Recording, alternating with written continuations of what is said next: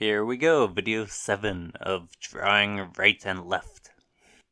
This one will have two doodles in it. One is kind of like a grapevine looking thing, and the other is more abstract. But I'm not sure if I'm really happy with either of them. I'll get into it more as the video plays out. But there's too much going on that's just either unfinished or not properly thought out. And this is a good opportunity to talk about my mental state when drawing without any kind of reference. Just kind of aimlessly doodling.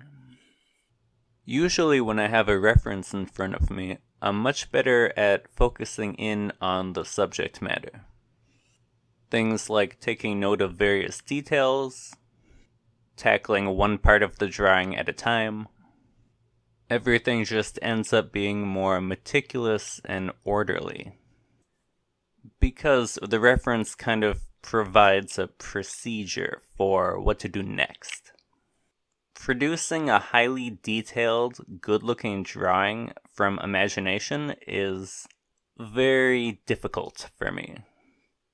I feel like I can remember things fairly well, how different things look, certain details, but when I try to think of something and put pen to paper, it doesn't really translate very well. Good thing I didn't choose art as a career path. Of course, there are certain people where painting and drawing just come naturally to them.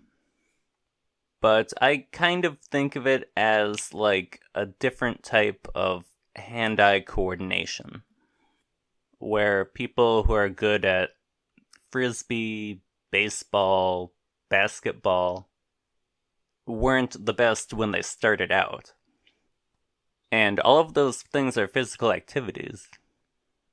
And drawing is most definitely a physical activity, but it only focuses on one part of the body.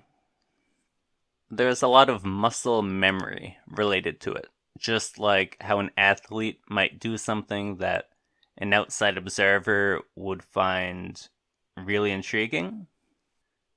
It very well could be that the athlete just does it on instinct rather than anything else.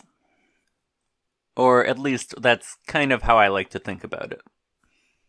But I am a little bit jealous of those people who can do photorealistic drawings. And it seems like that's kind of where the divide is when it comes to training versus talent. So, in my opinion, it's possible for someone with no artistic talent to gain a high level of skill just by practicing. But things like photorealism and extreme perspectives are kind of their own skills, to where you have to be really good at drawing in order to start to be able to learn about one of those. But getting back to the video, a couple parts of the grapevine looking thing in the red ink look okay, in my opinion. Mostly in the repeated patterns. But as far as the overall form, it just feels like I lost track of it somewhere. Like I had something in mind, but then didn't really follow up with it properly. But the scribbly looking thing in the black ink just didn't really come together at all. Where after drawing the first part of it, the next part I drew just kind of conflicted with the previous part, and then on throughout the rest of it. Which kind of gets back into the imagination versus reference thing. But that's all for now for video 7 of drawing right and left.